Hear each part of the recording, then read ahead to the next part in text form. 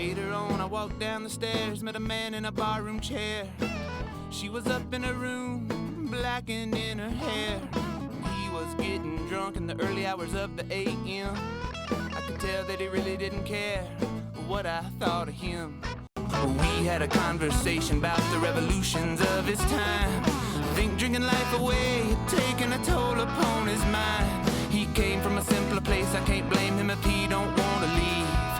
Whiskey memories, words. Hey y'all, welcome back for another video. If you're new here, I'm Emily Bowie. I'm a mix engineer in Nashville, Tennessee, and we make videos about mixing, recording, mastering, anything in your audio engineering field, you'll find that right here. And if you find these videos helpful and enjoy them, think they're beneficial with your musical journey, then go ahead and hit that subscribe button. It's totally free to do that. And if this is a video that you find helpful, give me a big thumbs up. It really helps the channel out. Got a special video for you today. This is going to be a walkthrough of the updated Pro Tools Advanced Mixing and Recording template. By advanced, I just mean that this template has the plugins that I like to use. A lot of them are third-party plugins. And if you don't have those, the same exact template is available with stock plugins. I've got a link to all of these templates down in the description. This just happens to be the updated version of the most recent template that I'm using for all of my mixing clients. And I've got a couple of really cool new things that I'm doing, so make sure that you stay to the end of this video, or at least towards the middle part of it, to check out that new little thing that I'm talking about. So enough of the introduction, let's get into the walkthrough of the updated Pro Tools mixing and recording template. All right, y'all, so here is the brand new updated Pro Tools mixing and recording template. So if you've noticed, if you've gotten any other templates, Logic Pro, Studio One, I've been updating those and making them have audio tracks. And so I thought I would do the same thing with Pro Tools. There's also a stock plugin only, Avid plugin only version of this template as well. If you are, just starting out, or if you just prefer to use the stock plugins, I've got that available already. But this is, I call these advanced. They're not really advanced because all the routing system is the exact same. I will never veer from that unless something better comes along. But right now, for the past probably 5 years, this is how I like to set up things. I'm going to stick with it because it works every time, no matter what genre I'm mixing. With that being said, if you do need the stock plugin version, got that available, go to the website, fairmusic.com. But let's just take a walkthrough of this updated template. Now, I've already said that I've got audio tracks ready, and that's true. I've also got instrument tracks for a lot of these, so that if you aren't able to record anything, I know my space these days is a lot smaller than when I first started out, so not really getting a full drum kit in here. You could, you just probably wouldn't sound that great. As you heard in the beginning of this video, that was actually a recording that I did when I very first started out. This is probably back, close to 10 years now, maybe? I don't know. But it was in an old house I was renting, and I had an extra room and a walk-in closet that I stuck an entire drum kit in the walk-in closet and recorded it. That's what you just heard. That's what this template can do. So enough chit-chat. Let's go over some things. So all the new things, let's go over those first. So audio tracks already talked about, and I've got some group tracks here. Everything that's in yellow is basically, in my mind, a console, because the way that I like to work, the way that I like to mix, is to take an analog workflow and adapt that into completely digital, right? I'm not using any hardware pieces, but I do like that workflow. So the yellow tracks here works as my console. You'll notice the yellow tracks down here in some of the drums. I've got the rooms, overheads, kicks, snares, and that's because I've got more than one thing going. I don't do that for the toms because I still kind of feel like they're individual things, and so I just process those individually. But for the things that I want to group, if they're not on a stereo track already, then I'll group those. So if we've got individual room tracks, individual overheads, individual kicks, kick in, kick out, snare top, snare bottom, I want to group those and process those as one element. So that's what that is. And I've got a couple of new plugins. Well, they're not really new, but they're new to my mixing system. A couple of waves things here. This is the TG12345 off their Abbey Roads collection there. Really, really liking this plugin. I got this a long time ago just because, analog characteristics, right? I'm a sucker for them. Side note, haven't bought a single new plugin in a year and a half, right? You can do it. So don't be tempted. Find the things that you've got that work for you. I've got a whole video of that. I'll put up here in the right corner, also in the description, that you can check out how I basically build my own plugin. If I don't have a certain plugin, I'll find out what that plugin is, and I will create something that gives me the same results with what I have. So if you'll notice, a lot of these things are pretty standard for me. Distressors on those. What I'm doing mostly with the distressor on the overheads is I want to kind of compress that snare. If you notice in your overhead, your snare kind of comes through more than anything else. And that's good. I don't want too much washy cymbals coming through. So the snare coming through, great.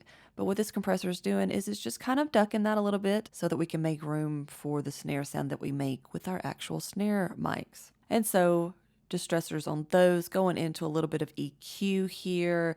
Now, another thing that I want to add is that these don't have, I don't have them in any sort of specific targeted EQ.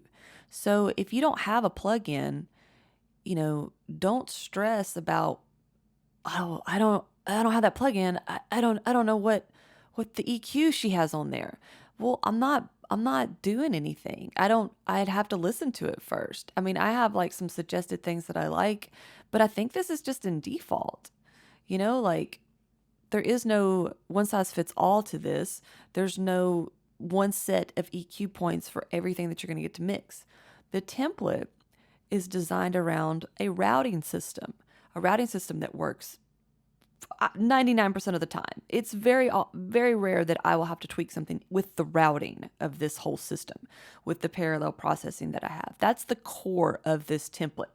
And you feel free to build it yourself. I mean, all of these videos you can watch and build this out yourself. You can learn how to pre-calibrate your returns and know exactly how much return gain you're getting to the overall mix. I've got videos for all of that, and I'll leave them down in the description so you can check those out.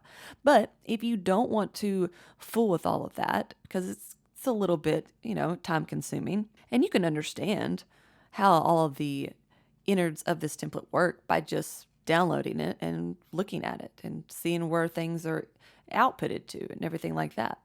But if you don't want to take the time to do all that, I don't blame you. It takes a little bit.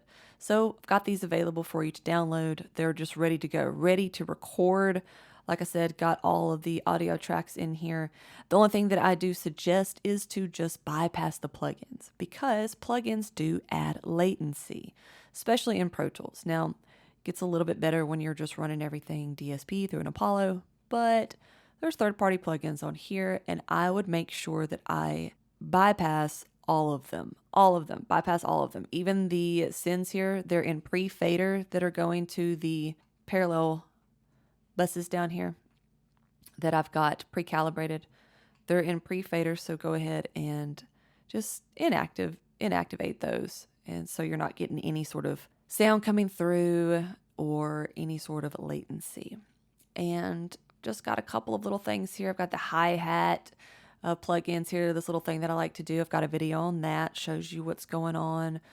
And so the last thing, finishing up on the drums here, I've got a drum instrument track. So if you are running some sort of virtual drums, there you go, you're already set. And it's all routed for you to the quote digital console that we have. Next up, bass. Simple stuff, simple things that you're already used to. Bass DI, bass amp, or a stereo bass here that's an instrument track.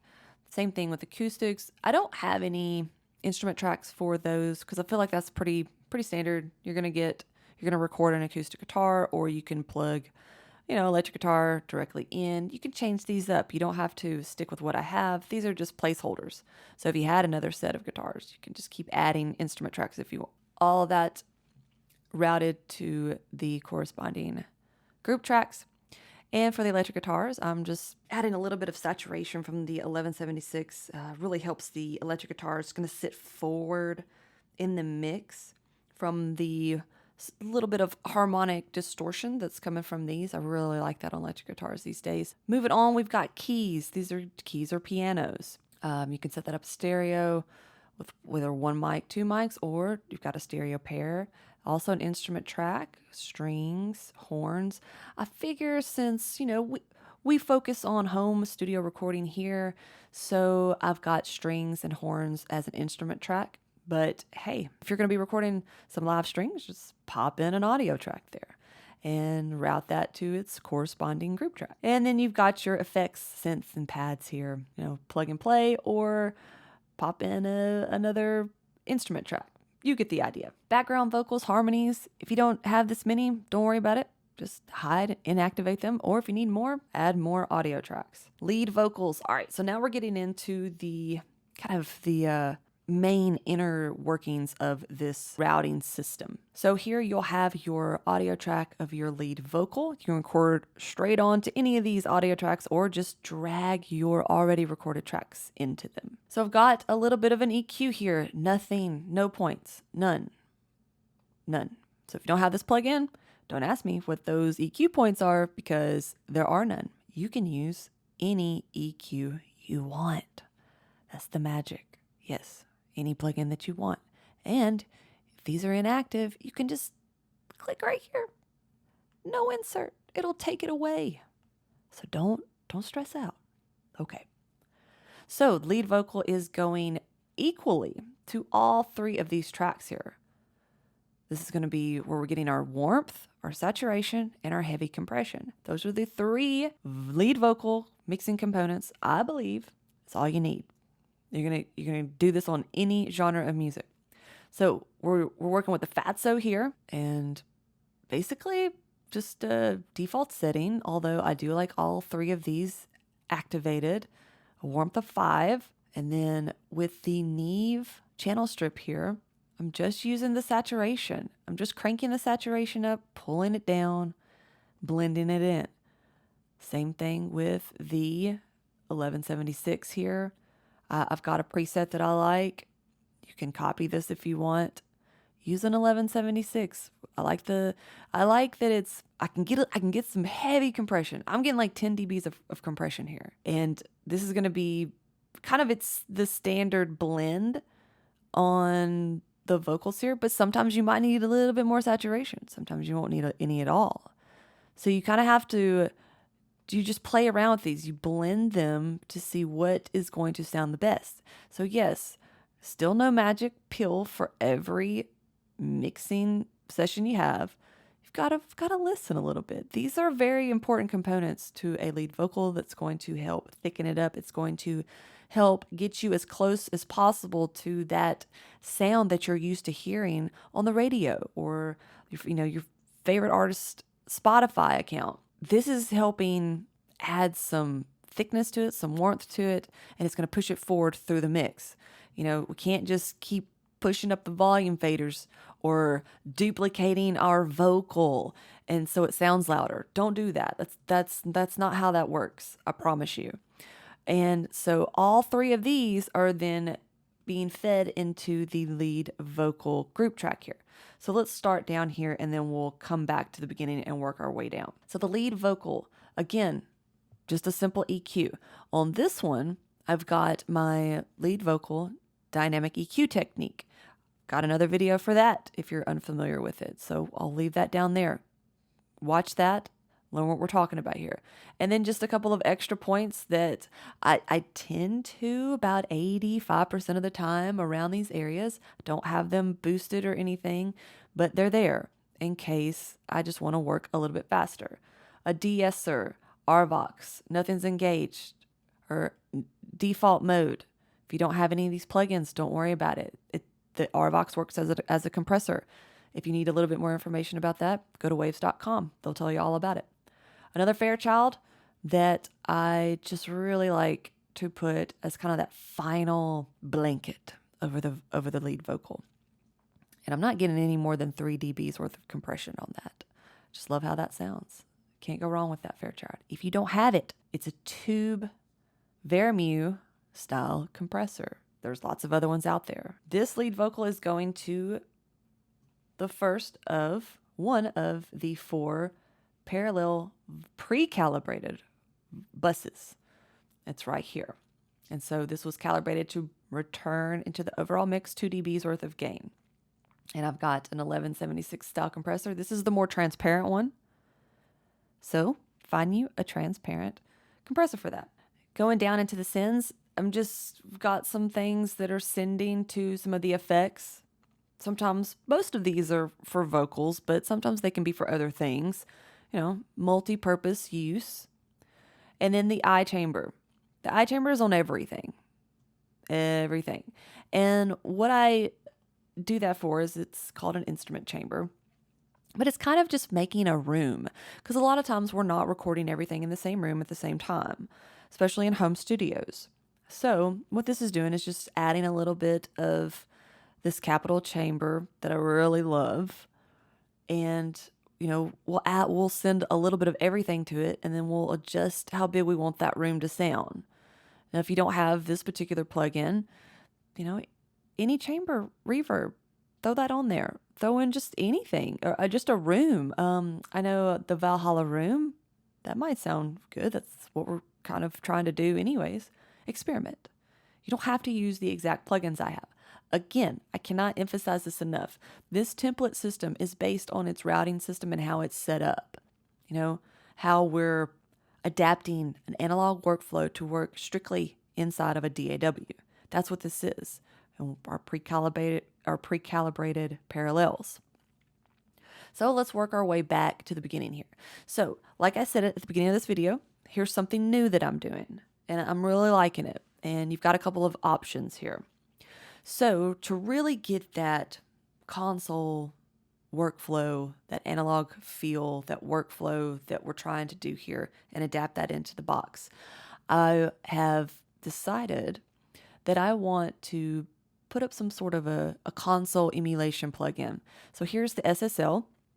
This is the one by Brainworks. And I will set up a console channel strip, the first thing on all of these. Now, I've left them blank for now because I don't know what I want to use on my next mixing session. But I've got a couple of examples here for you.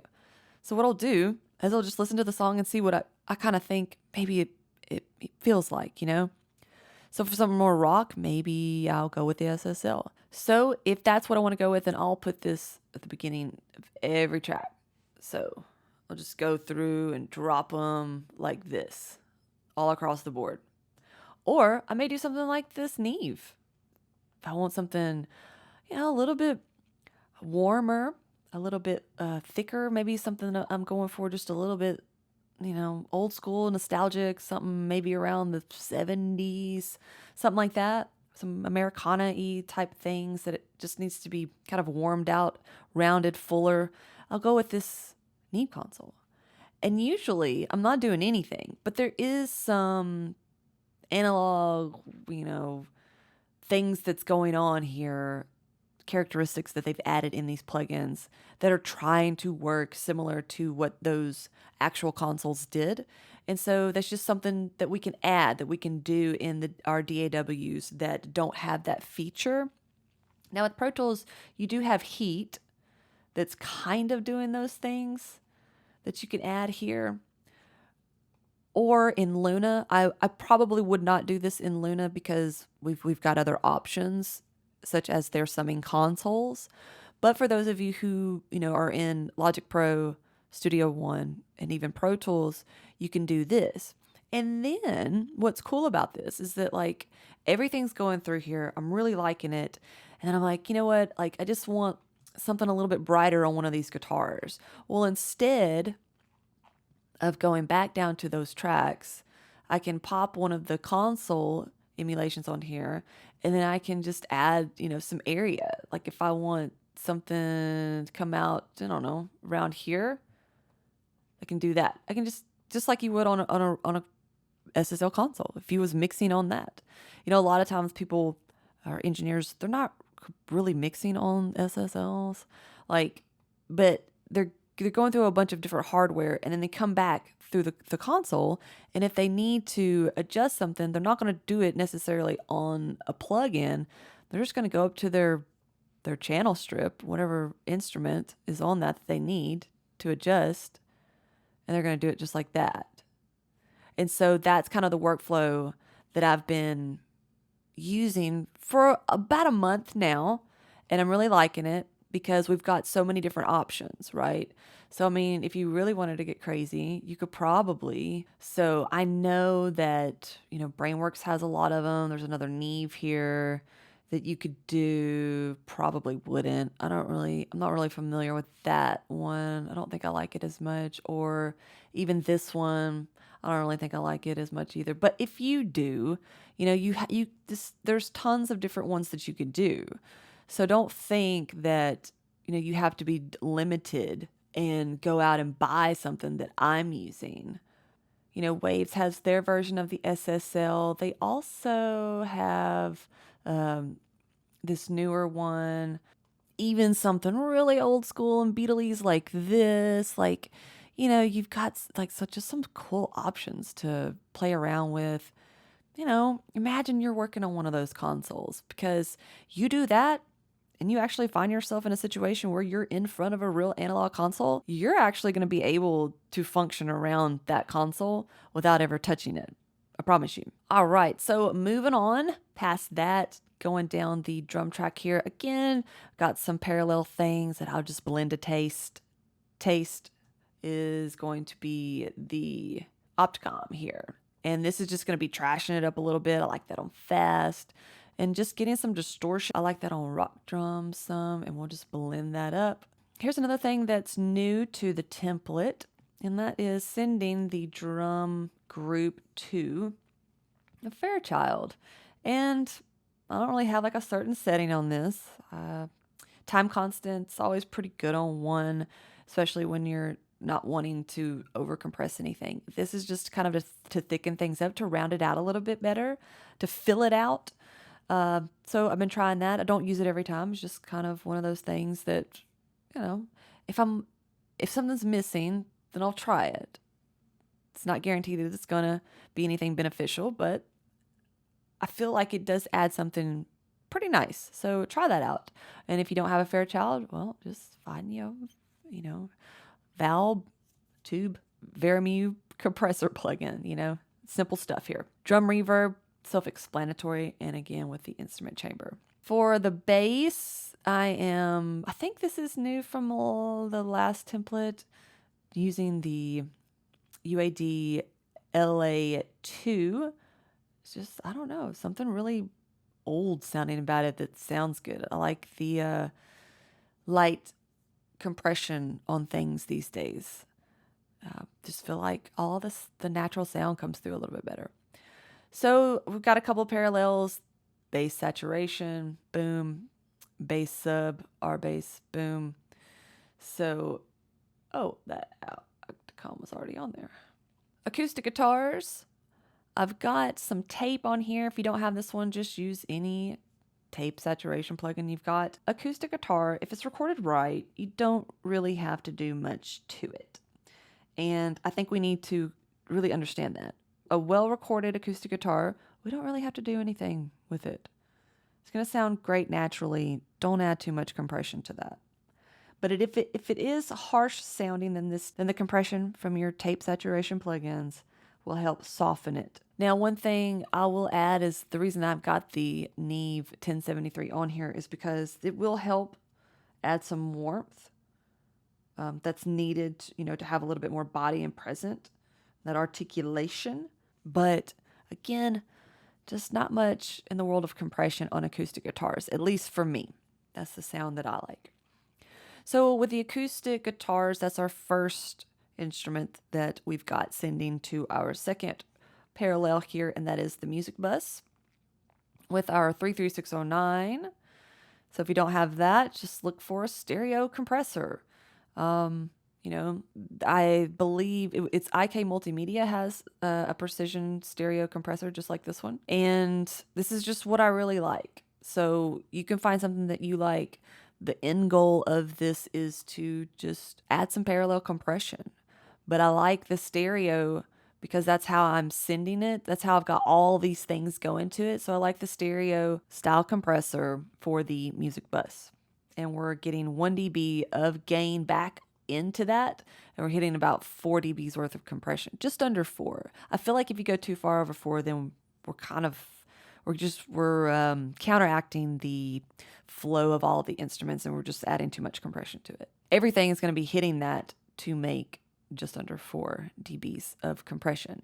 So again, we're doing most of our processing on everything else, on the electric guitars, on the actual guitars, so that they all sound nice and natural. Pianos, I've got this Klanghelm plugin on there. This is their Veramu, and they've got 3 different models, but this is going to be the oldest model of like an older Veramu style valve style compressor that I like. I think it makes the pianos and keys sound natural and just not over compressing that at all. The EQs that I like on that is this Manley passive stereo EQ. If you don't have it, it's not something that you have to have. I just like the way it sounds. I like how it works, but you don't have to have that. It's just an EQ. Same thing with the strings. Really same thing with the horns here. I kind of treat the horns similarly to how I treat electric guitars. So I went with the 1176 on that as well. But, I think you can get away with more compression on your horns than with organic piano keys and strings. And keep in mind, if you are using the instrument tracks, the virtual strings or keys or even horns, now they do already have compression on them. They've already got a sound going. That's what those presets are for. So just keep that in mind. Too much compression, it will sound buried and smothered and just won't connect with all the other instruments. Effects, that's kind of self-explanatory. Same thing to keep in mind about the compression.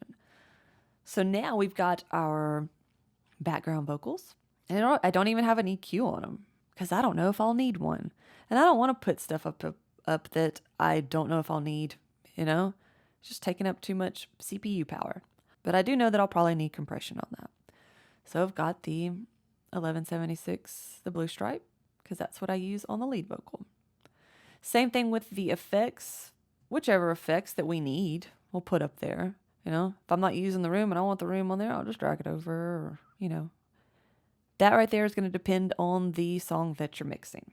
So next, we've got a couple of the last parallels here for the drums. So the drum bus, everything goes to the drum bus. Only some things go to the drum crush, and that's going to be the shells of the actual drums. And keep this in mind, sometimes we don't even use the drum crush. If it's adding too much, then it's out. Simple as that. You got to listen. All right, so we've talked about all of these. We've talked about our effects. So I guess some of these last things here, I've got a widener. This is just the ozone, but you can put any sort of widener on there. I like to send electric guitars there sometimes. Sometimes piano, maybe, but probably most of the time just the guitars. Just depends on the song. Again, we've got to listen. And then I've got this pedal effect thing here. I was just trying out some of these pedals that were sent to me. They're all right.